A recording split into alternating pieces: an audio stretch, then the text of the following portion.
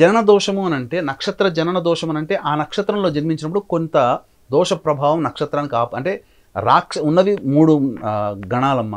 దేవగణం, మనుష్యగణం, రాక్షసగణం.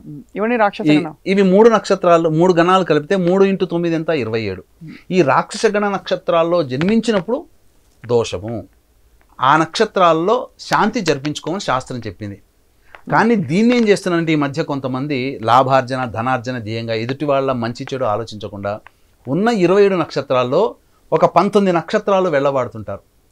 ఈ 19 నక్షత్రాలు అంటే వీళ్ళు చదివినట్టు మొత్తం ఆ 19 నక్షత్రాల్లో పుట్టిన వాళ్ళకందరికీ పితృశాపం అంటున్నారు. అవును అవును. ఇది చాలా మోసం అమ్మ. ఈ మోసాన్ని గమనించట్లేదు. ఎందుకంటే మీరు లాజికల్గా ఆలోచించండి, ఎంత మోసం జరుగుతుంది సమాజంలో ఇలాంటి భావన వల్ల. ఒక ఇంట్లో 4 సభ్యుల్లో ఆ 19 నక్షత్రాల్లో ఎవరో ఒకరు పుడతారుగా. అవును. అంటే ఆ దోషం ఉన్నదని చెప్పి భయపెట్టి భ్రమపెట్టి పూజాది కార్యక్రమాలు ఇట్లాంటివి చేయించారు. అవును.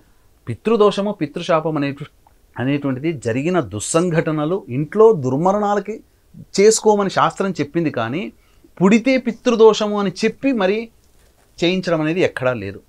శాస్త్రానికి విరుద్ధంగా పాపం జనాలు కూడా భయపడి చేయించుకుంటున్నారు. 19 నక్షత్రాల్లో మా పిల్లవాడు ఉన్నాడు, నా భర్త ఉన్నాడు, నాదుంది అని భయపడి చేయించుకుంటున్నారు తప్ప శాస్త్రపరంగా చెప్పాల్సిన విధంగా చేయించుకోలేకపోతున్నారు. అందుకనే ఈ యొక్క సంబంధించినటువంటిది చాలా జాగ్రత్తగా చూసుకొని చేసుకోవాలమ్మా.